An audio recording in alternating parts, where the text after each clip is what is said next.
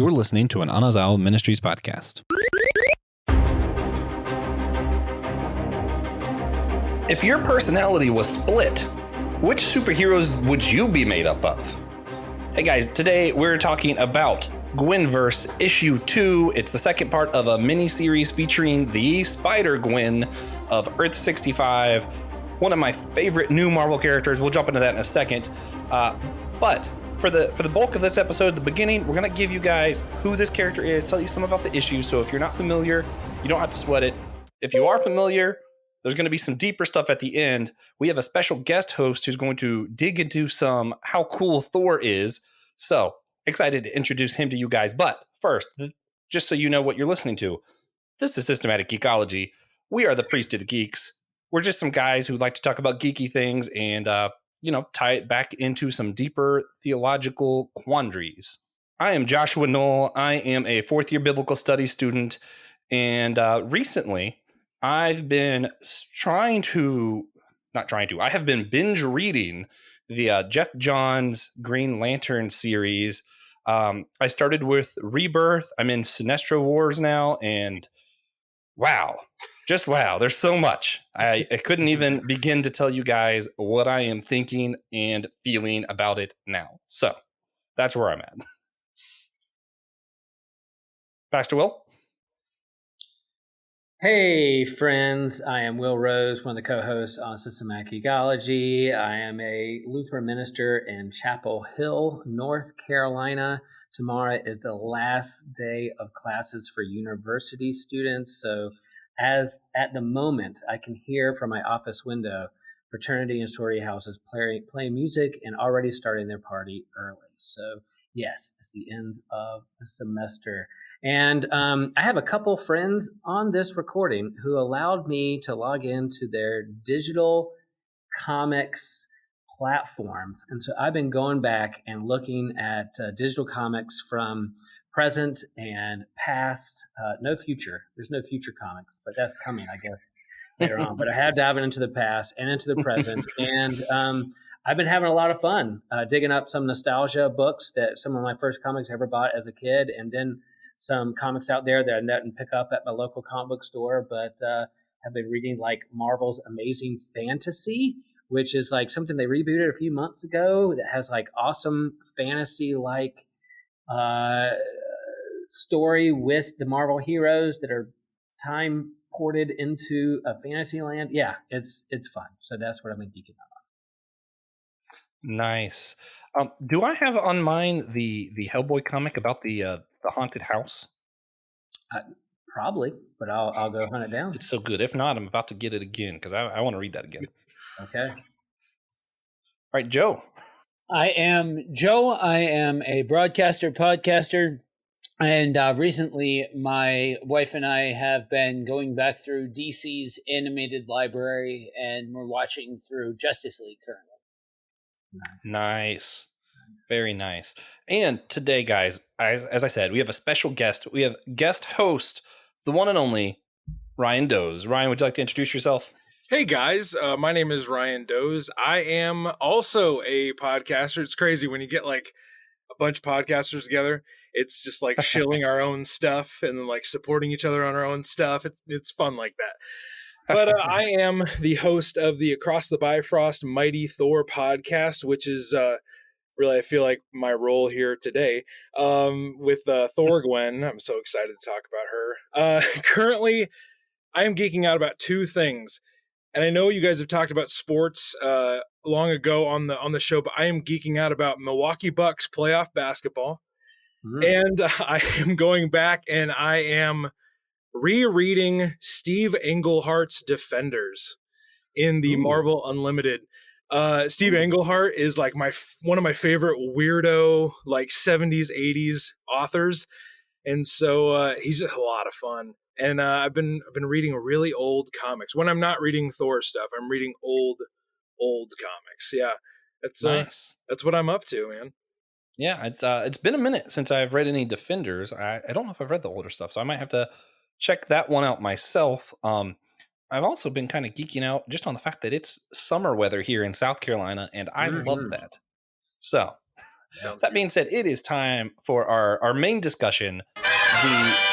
The one and only Spider Ghost, Spider Gwen, as well as her many other personalities, thanks to some crazy events that happened in issue 1 of Gwenverse. Before anything else, the reason we picked this topic, I originally wanted to do an episode on Spider Gwen, and Will told me he didn't know enough about it, and I was like, oh man. But then we had another host that was like, I know, and I was like, cool, and we just could not schedule it. We kept rescheduling it, and it never happened, and I was just honestly heartbroken. And then Ryan on his Facebook, because I follow the Across the Bifrost on Facebook, as all of you should, he dropped some of what he's been reading, and I saw Gwenverse, and I was like, wait a minute. Is this Gwenpool whom I despise, or is this Gwen Stacy? And it was Gwen Stacy, and I was like, heck yeah, I'm reading that. And I just loved it so much that I was able to convince all of these guys to jump on here with me. So I'm super thankful that I get to talk about the Spider Gwen. So guys, who is Spider Gwen? Does anybody want to explain this to our beloved listeners who don't know who Gwen Stacy is? Oh man, that is. Well, yeah. I mean, I think we start with like the multiverse is like super happening right now, right? Like we have a big movie coming out in a week. Everybody wants to do their variant hero, whether they're a variant of a different gender or hair length or superpowers or whatever. And so, yeah, so it's kind of like, man, that's the hot topic right now. And so everybody's having their different versions of heroes. And we know Gwen Stacy from, Marvel Earth 616 as the girlfriend of Peter Parker, but then there's another version, Earth 65, right? Earth 65 that has an alternate version of Gwen Stacy, who she's the one who actually became Spider-Woman or Gwen Spider or Spider-Gwen or Ghost Spider, created by Dan Slott, I believe. And then eventually, I don't know which came first, the chicken or the egg. Was she in the movie Into the Spider-Verse first and then the comic, or was she in the comic and then brought into comics way earlier? Comics earlier, and then she made her debut kind of in the movie, in the animated movie Into the Spider-Verse. So it's a different take, a different alternate reality. Instead of Peter Parker getting bit by the spider, Gwen Stacy did, and she becomes a hero and has a long history of that. Yeah, my introduction to this character was really interesting. I, as a young kid, loved Spider-Man comic books and had always loved Gwen Stacy. And I was part of this geek group that was fascinated with the idea of what if she became Spider-Man instead, right? She was in the same place at the same time as Peter Parker. Very easily could have happened that she got bit by the spider. She was the only one who was either, depending on which story you're reading, as smart as Peter Parker in her class or smarter. And it was just kind of a, what if she would have been the one who was chosen by Madam Web or bit by the spider, or whichever version of why spider people happen you want to go with. We were fascinated with it, and there was so much love for Gwen Stacy that eventually Marvel realized we have to make this happen. And then when they did, there was so much love for Spider-Gwen that they had to come up with an excuse for her to have her own universe and also be in the main universe from time to time too, which is part of how this story goes, where she has this device that lets her go to school in Earth 616, which is the main Earth with the Avengers and all that, even though she lives in Earth 65, where she's pretty much the only hero and it's all B-class superheroes. Joe, what was your first introduction to this character? My wife was super into this character before we went through, or before we watched Into the Spider-Verse. I didn't necessarily get as I'm kind of the DC guy out of the group, so I wasn't nearly as well versed until I saw the movie, and I thought it was probably the best readaptation of Peter Parker that I had seen. Yeah. What happens to Peter Parker in Earth 65 is also crazy, but that might be a different podcast. Okay. I'm not Ryan, with that, so how did you become familiar with this wonderful character? So I remember back in 2015 when Jason Latour did his 5-issue Spider-Gwen series. I bought a few issues of it when I was, picking up other books, and I was like, I loved the design of the character. Her design is so striking and different. It's true. very Spider-Man, universe inspired, but she has that sick hood, and it's a mixture of white and pink and like dark reds. Great color scheme. Yeah, fantastic design for a character. So it kind of jumped off the comic stand at me, and Jason Latour did a fantastic 5-issue miniseries, and then he did a 35-issue multiple year run on the character. And, obviously she's crossed over with Spider-Man from time to time. And Will knows this from other conversations we have. I'm not the biggest Spider-Man fan, but I tend to like his variants a lot. And when Spider-Man got her own like ongoing series, I was like, I'm going to dip in here from time to time to see what Gwen's up to, because she's just so much fun to read. She's a really fun character to engage with because she's quippy like Peter. She's intelligent like Peter, but she's got like an awkward edge to her that's really fun and engaging. And I even thought like with the material we're covering today, like they captured her very well from the Jason Latour run that I'm most familiar with. It was a few years back, and then sadly, her series since like 2018 haven't been as consistent. But I mean, this Gwenverse stuff is really kind of reigniting my love and my fascination with this character. It's been a lot of fun to dip back in with these multiverse stories. Oh yeah, and that's a great tie-in to jump into this miniseries. I actually, for myself, one thing is interesting, and I'm going to commit a bit of blasphemy for you guys. I don't typically love multiverse stories. I don't typically love cosmic level bad guys. I very much like grounded comics. That's why I'm a Marvel fan, right? But I make an exception for the Spider-Verse. You have this theme of destiny, of all of these weird, there always has to be a spider person because Madam Web is pulling on the webs of the universe kind of stuff. And it's always just intrigued me. It's not even that it's been exciting as much as it's just like so weird that it pulls me in, and I'm just a weird person. So that being said, Pastor Will, break it down real simple. How do we, before we talk about issue 2, what happened in issue 1 that set all this up? What was Gwenverse issue 1? Yeah, so it starts off in Earth 65, and it starts off with, kind of the basic friendly neighborhood Gwen Stacy Spider-Woman who's in just a convenience store with her buddy, and a really super like D villain pops in, super villain, not even a super villain, we'll just call like Lame Vision is trying to like heist up this convenience store, and she saves the day, and you get real off the bat, if you're not familiar with this character, you'll see that like she's very much in the vein of Peter Parker, that even though she does the right thing and helps out, there are her friends and her dad, her family still give her a hard time about it, and so she has this tension of how does she be a friend, how is she a student, how is she be a daughter, and be a superhero at the same time. So that tension on the line, on the web, that Spider-Man always has and Peter Parker has is that. So, and then you learn in this book that she has this totem or like some kind of portal to go jump into the multiverse, I guess, where she goes to college, so she can go back and jump in. But then they flash into this kind of many years from now, this if you start off this book with a lame supervillain, like the lamest of the lame supervillain, now you have like the penultimate villain or supervillain that ends all time, which is this villain called Finale.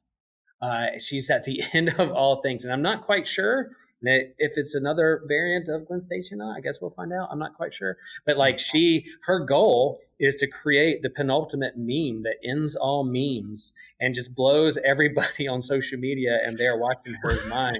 And it's so funny. Like a supervillain would, right? Yeah. You can't spell friend without end is her quip, which is one of my favorites. And so like Tim Seeley was just sitting there writing, he's like, oh my gosh, this is going to be great. And then he just writes the best dad joke. All right. So that being said, Joe, now we're at issue 2. Just give everybody the basics so they know what we're talking about. What happens Gwenverse issue 2? So basically, in a nutshell, we're seeing a time traveling buddy cop romp. You see, I'm gonna mess up and not call her Ghost Spider. I actually did not know until this comic that that they had changed the name, but Ghost Spider and Thor Gwen team up and travel back in time, but the duo is put to the test when they run into Captain America Gwen, which was probably my favorite out of the new introductions to the characters outside of Ghost Spider. That's my main favorite one, but I really enjoyed the introduction to Captain America's Gwen.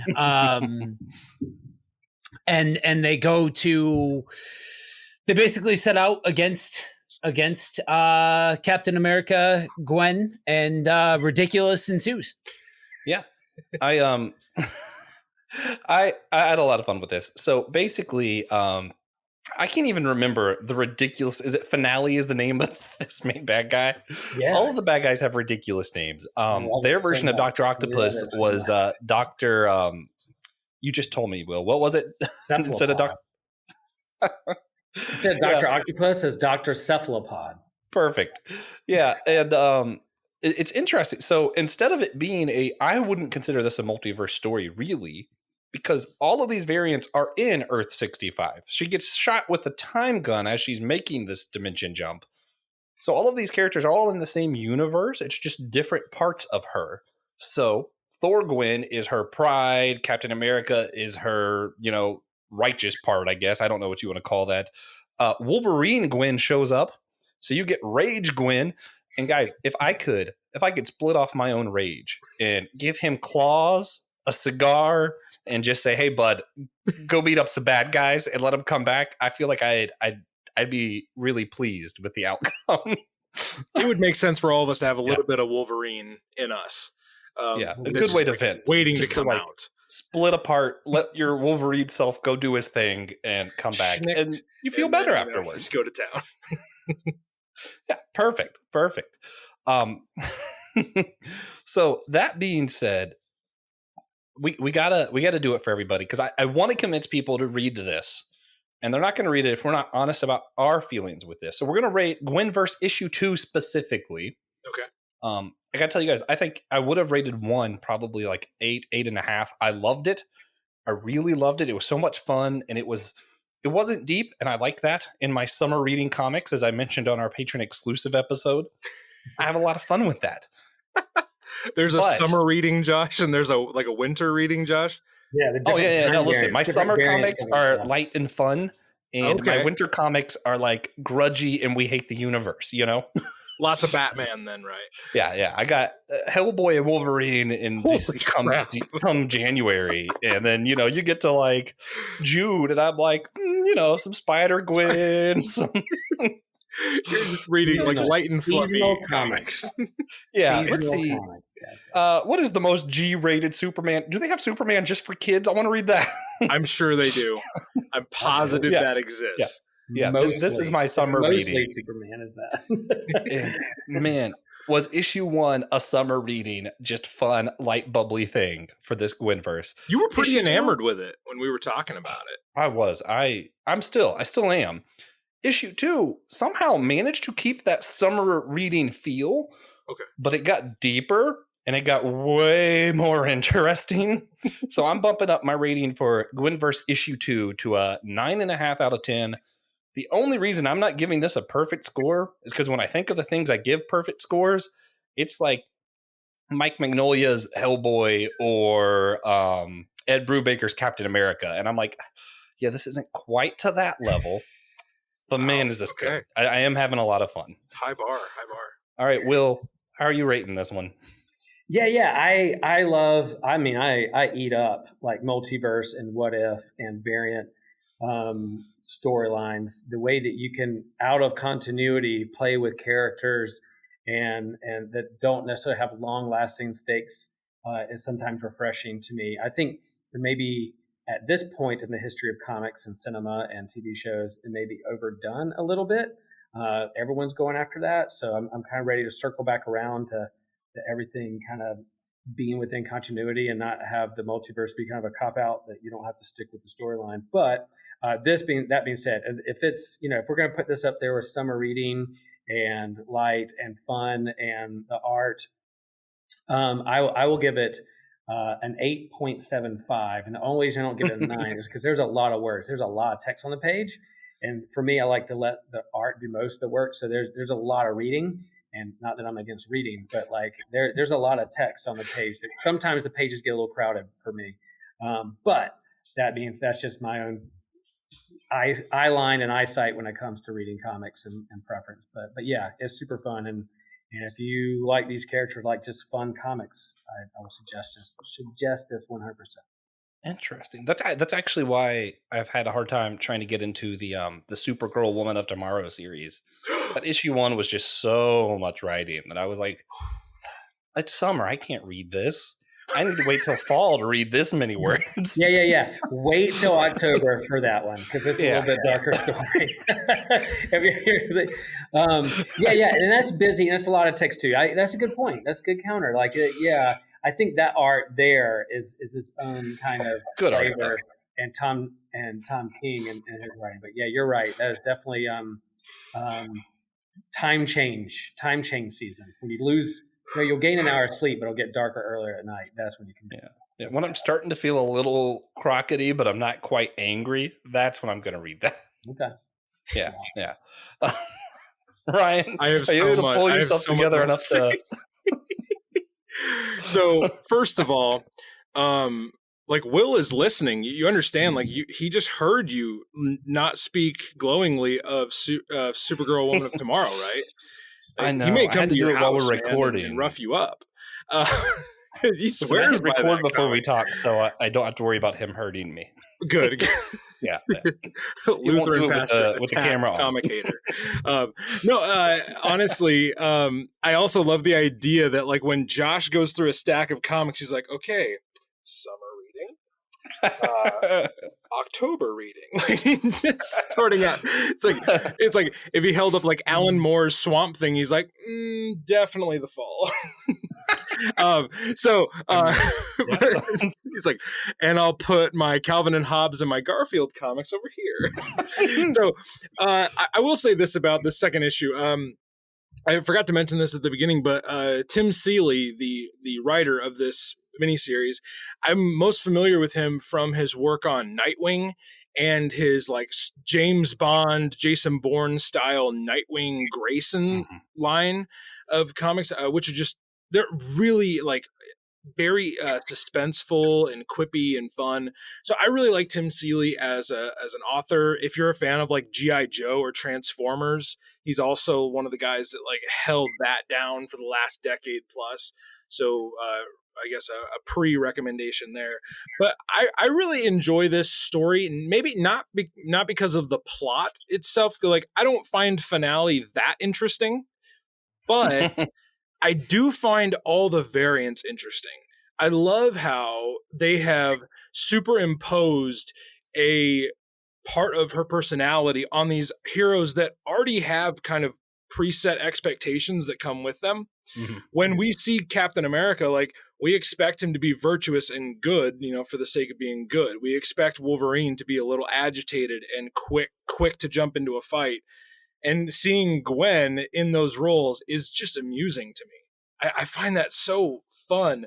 Wolverine Gwen was great. I know we're going to get to like favorite lines and favorite panels, but like one of the things that I just loved from this comic was when they're like, sometimes I want to beat up the villains just like they like beat us up, but there's a voice in my head, like my dad telling me like, no, don't. And then you just cut to like, yeah, Wolverine Gwen didn't get that. Like she has no inner monologue that is telling her like, do the right thing. And I love kind of the self-awareness of this comic. I think for me, I would give it like a 7.5 to 8.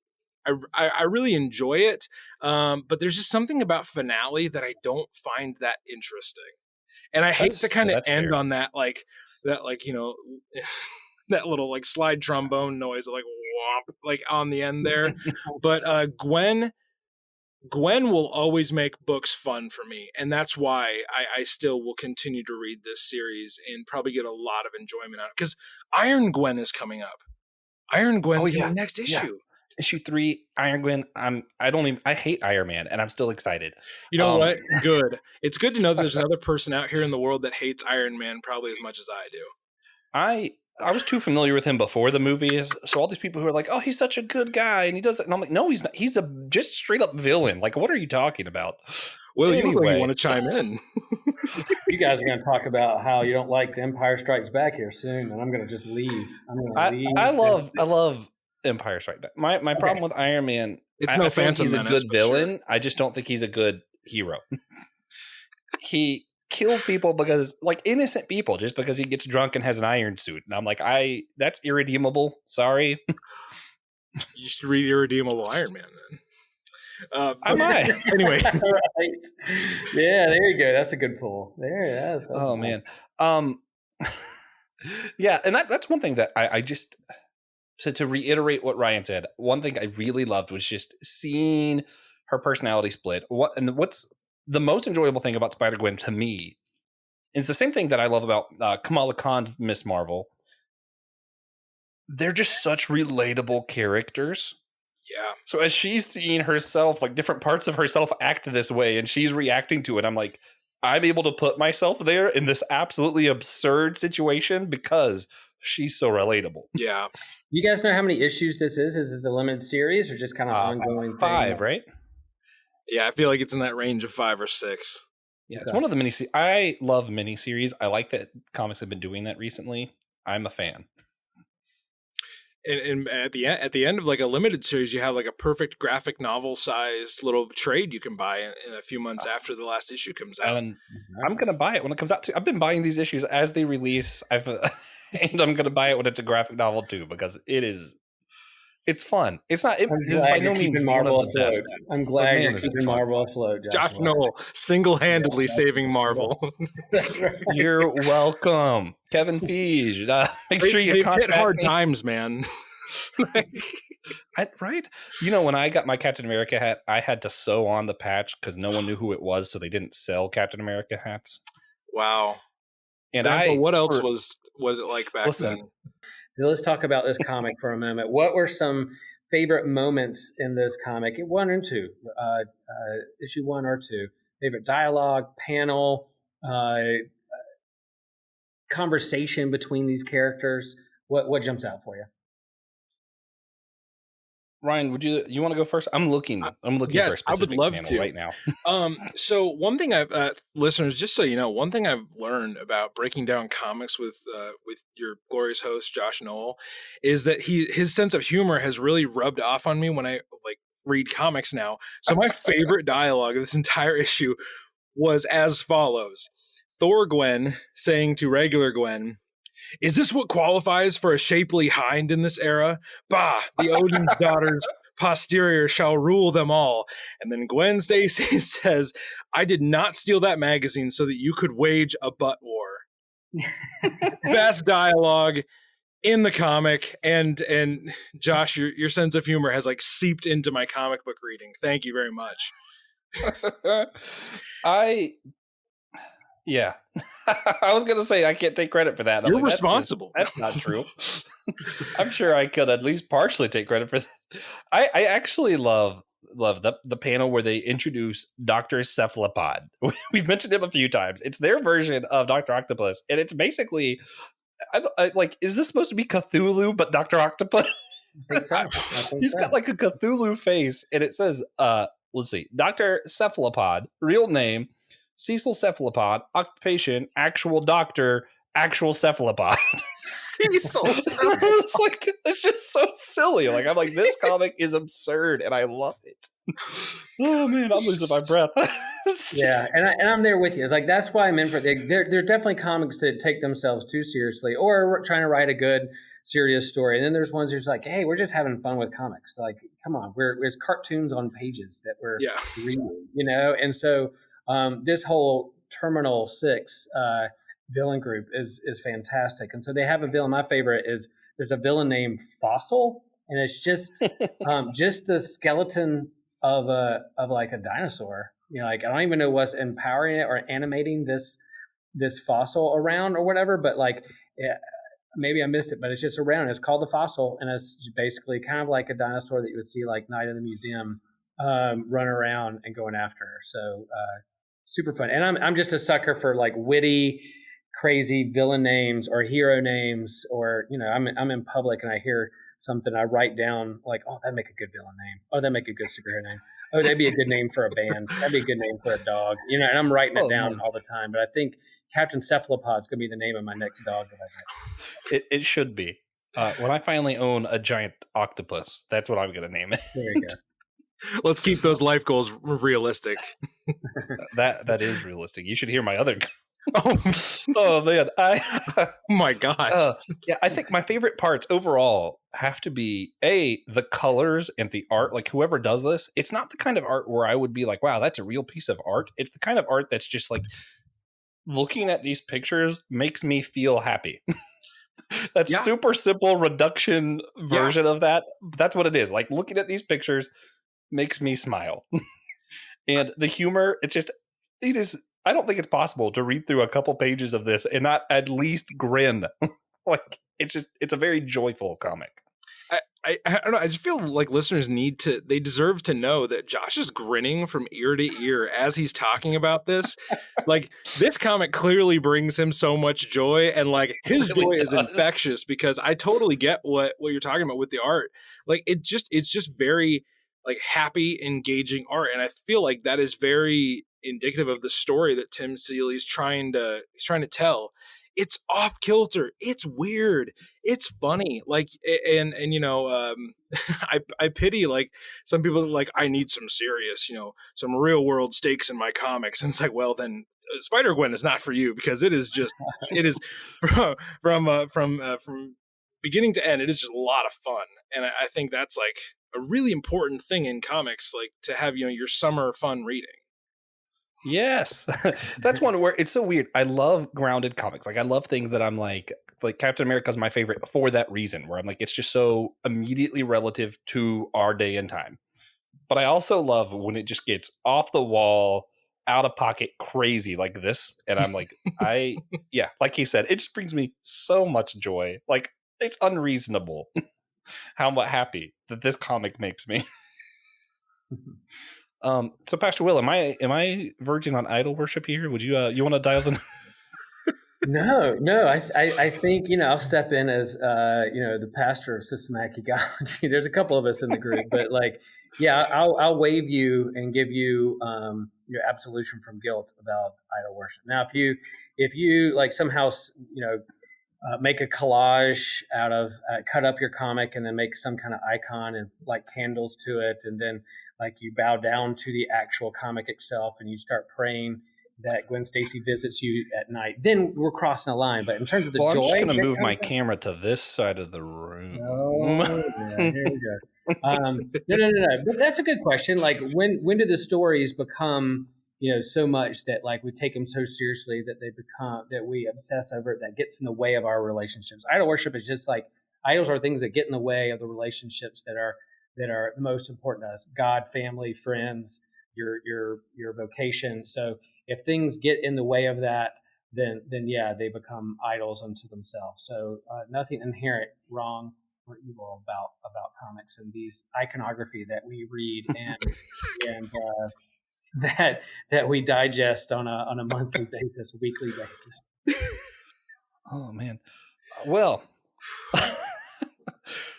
Is there anything else that you guys want to say specifically about the issue on the more technical side of the comic before we delve into some of the deeper ideas here? Or, well, I mean, I think even the funnest of comics and the most joyous of comics and the brightest of comics, they still have within it a story, and all good stories have within it tension and conflict, and the main character is wrestling with something. So Gwen Stacy's wrestling with how does she juggle all these responsibilities in her life, and whether it's friends and family, and what makes a hero, what makes a villain, are the questions that rise to the surface that I think are important for people, that even as you're reading these kind of funny books, or whatever, that they are still, have within it some questions you go deeper on.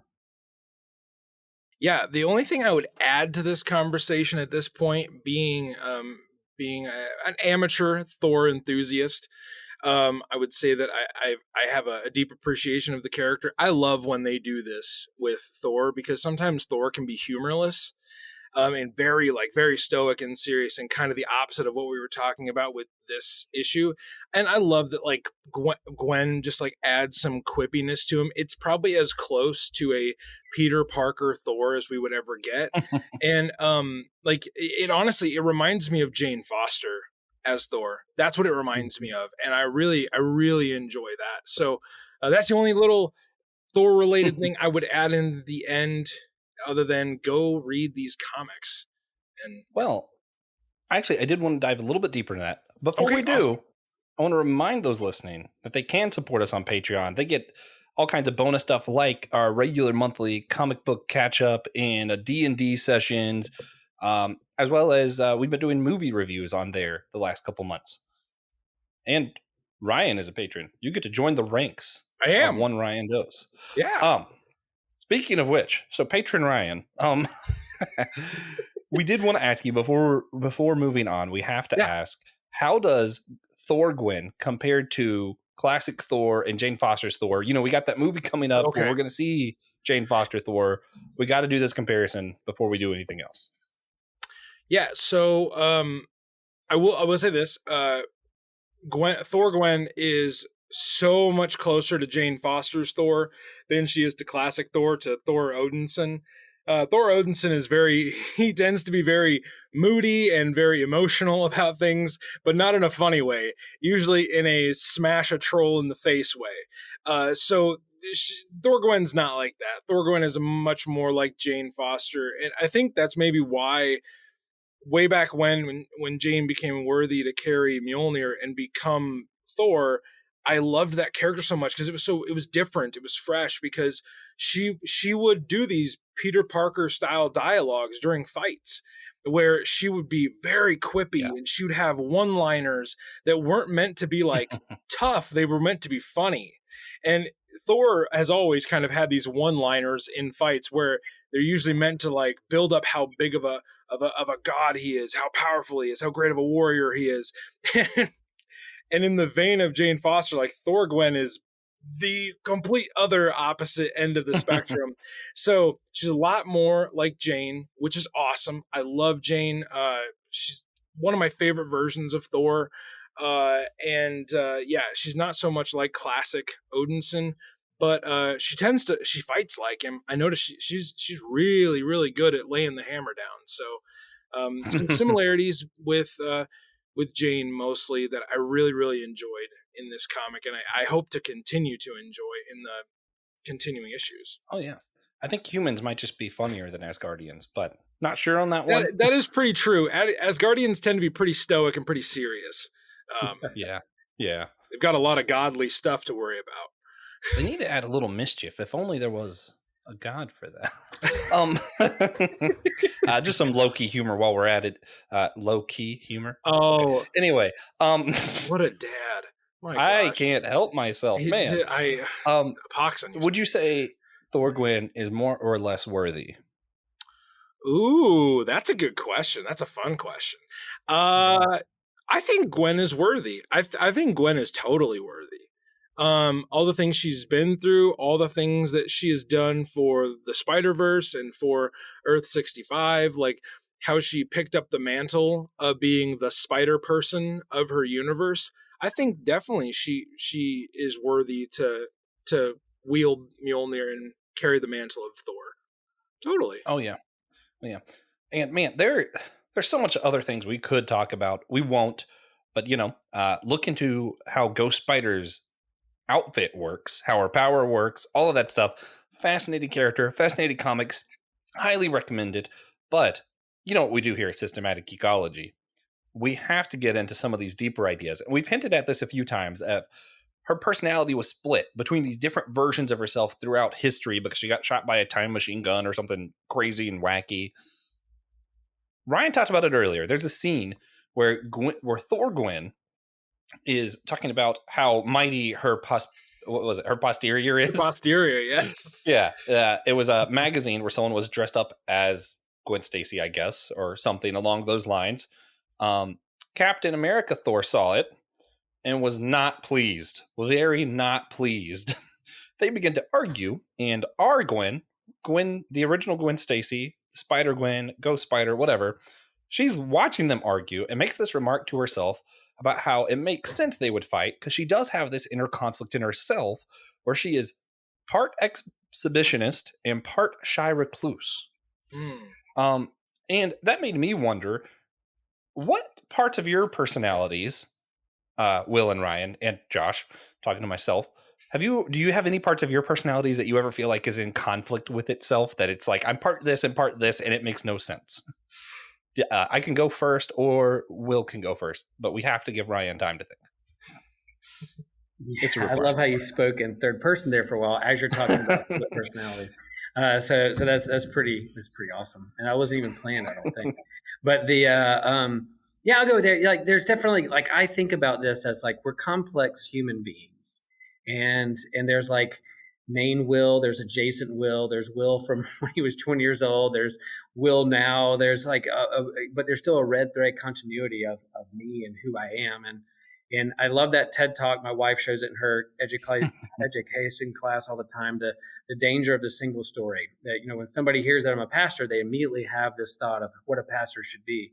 But they don't also see me as someone who loves comics and Star Wars and loves to surf and have a nice cold IPA every now and then and is a dad and is a husband and loves dogs, even Cooper, who sometimes barks when he's not supposed to. Like, I think I'm all these things wrapped up in one. And so, yeah, which part gets the most emphasis? I put on my different hats throughout the day and lean into one or the other, whatever role I'm called to be in. Like, I'm definitely not my kid's pastor, but I'm their dad, but I'm also a pastor as I come to that relationship. So all those are going in. So yeah, I think that's what comes to mind. And yeah, like if we split me up in all these different versions, I mean, there's a great Disney Plus TV show now on Moon Knight talking about those things a little bit. But yeah, like the danger of the single story. I'm not just one. I'm an intersection of a lot of different things, and and sometimes those personalities go against one another. Sometimes they're in conflict. But there's that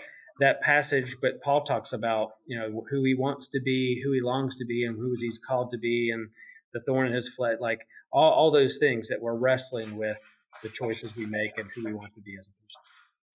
Yeah, this comic was especially relevant to me because for my inner conflict, sometimes I put on the Captain America suit and I am Captain America. Sometimes I literally am Wolverine, and all those things are true about me. So no, in actuality, I my biggest one is I get called an extroverted introvert. And my thing is, my big conflict is I enjoy speaking. I don't mind getting up on the pulpit. I've preached a few times. I don't mind doing public speaking. I do not like crowds, and I do not want multiple people talking to me personally. If I'm at a party, I am in the corner with maybe one other person. And it's like, it is a very odd, because I do have like that personality that would make you think I'm extroverted. But please do not take that as an invitation to speak to me. No, but like, I just have terrible social anxiety, and it's a terrible conflict. It's just, you know, that's part of who I am, though. So I feel like this sort of systematic ecology is confession booth time, and so we'll talk about it later. All right. So Ryan, any confession? Well, I just love how Josh is so honest. He's like, I'm this, but I'm also that. But please do this, but don't do that. Like, it just he's a paradox of a man, and I love it. I would say, like, what Pastor Will's talking about. There are parts of me that are very idealistic and very aspirational, and a lot of times, like, thinking about when I read the Gospels, the Sermon on the Mount is one of the most compelling texts in human history. Where it's this aspiration of, you know, the kingdom of God is this, it is these things. And when I read that, I'm like, man, wouldn't it be great, like, if all those things were perfectly true all the time, and my idealism gets activated? Like, what if there was no war? What if there was no hunger? What if there was no any of these things? And then the other side of me is the realism of, like, well, we live in a broken world with broken people doing broken things, and even our best, our most, our hardest work is sometimes broken. And so I kind of struggle with those things, honestly, guys. Like just me talking to you guys, and people listening in, like, I know what I would want to see in the world, but then I see the world, and sometimes I'm just like, man, I want, but I also know that the world is the way it is. And I just, that's why that's why, like, no matter what else falls around me, like, no matter what I struggle with the church, no matter what I struggled with when I was a pastor, like, I know Jesus is compelling, and I know Jesus is, like, the be all end all. And, like, I know that the Sermon on the Mount is compelling, and I know the Beatitudes, I want them to be true. So that's where I struggle, like, with the duality of, like, being a realist, but also being an idealist. But anyway, I don't know where. I'm sorry. Yeah, I don't know where you put that. But yeah, so Jesus is like the alpha and the finale. Oh yeah. So Pastor Will, you're not even going to compare him to a good villain.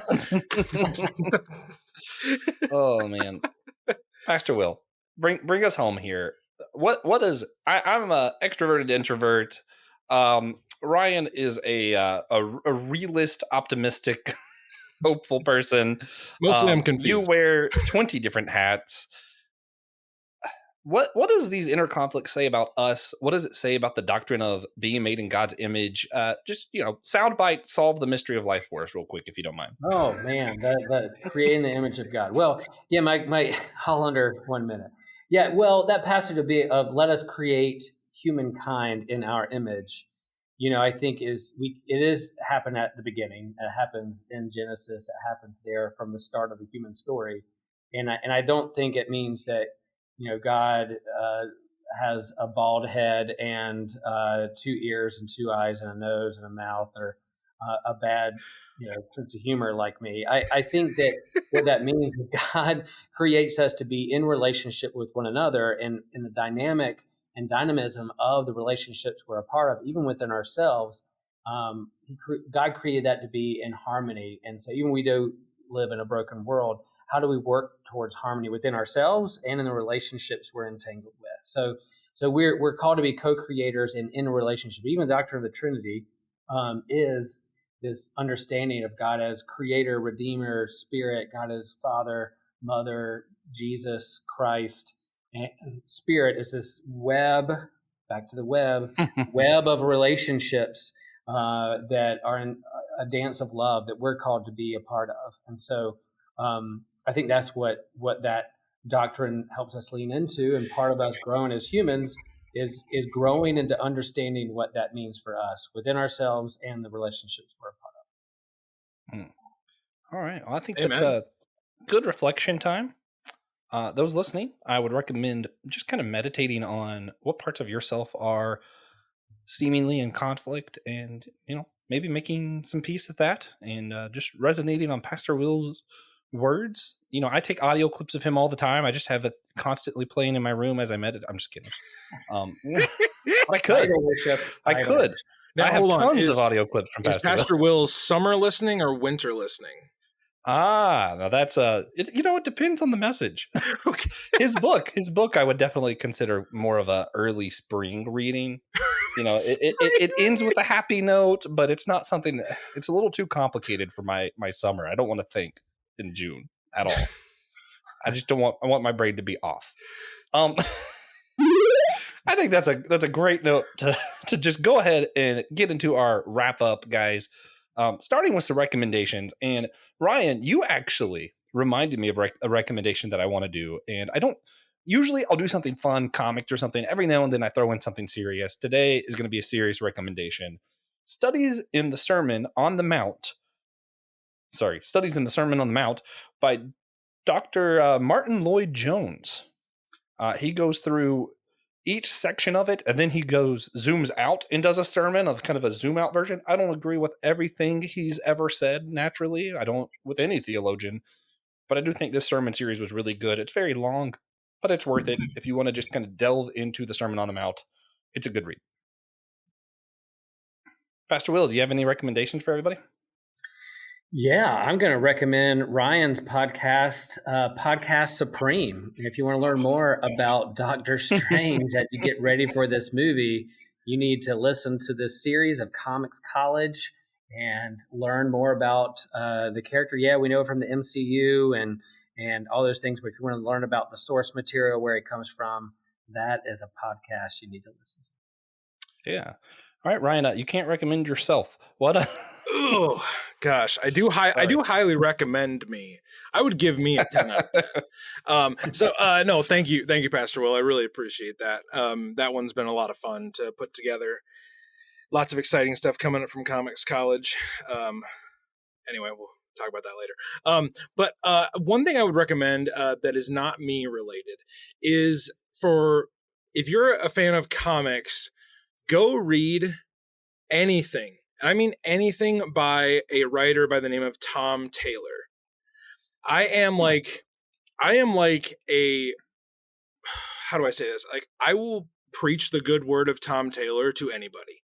He writes amazingly fun comics, but also subtly insightful and very, very current comics.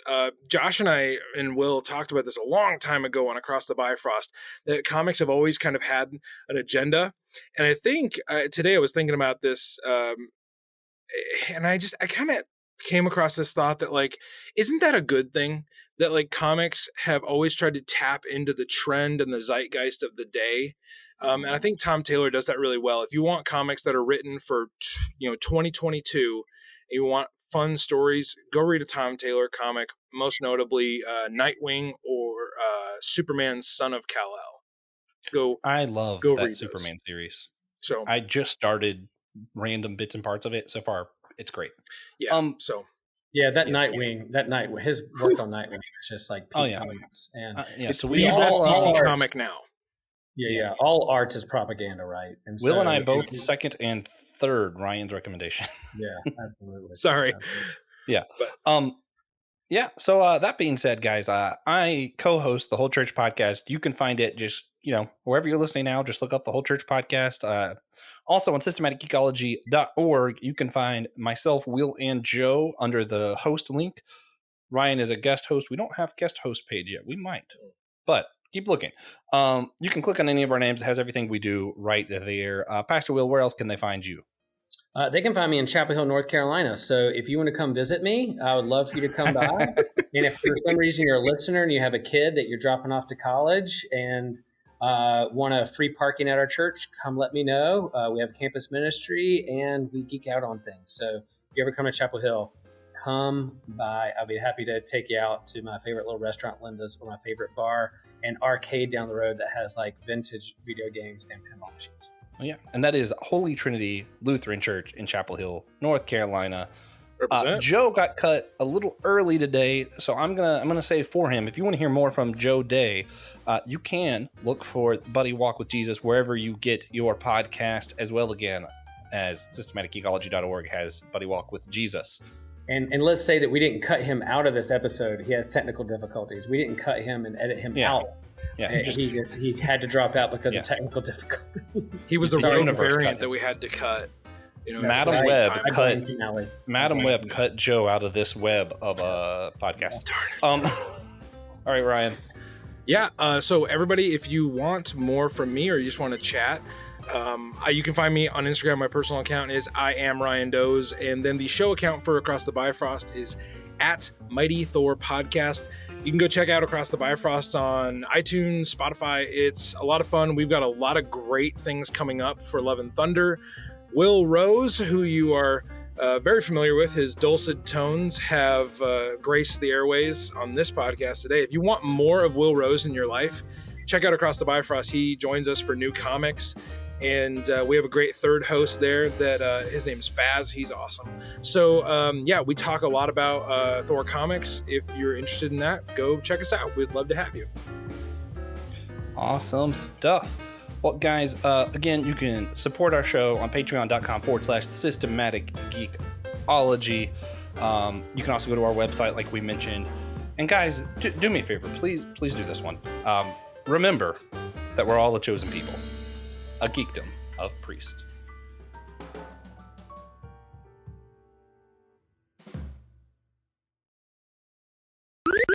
This was an Anazao Ministries podcast. If you enjoyed this show and would like to learn more about our network, be sure to check out the Anazao Ministries Podcast Network.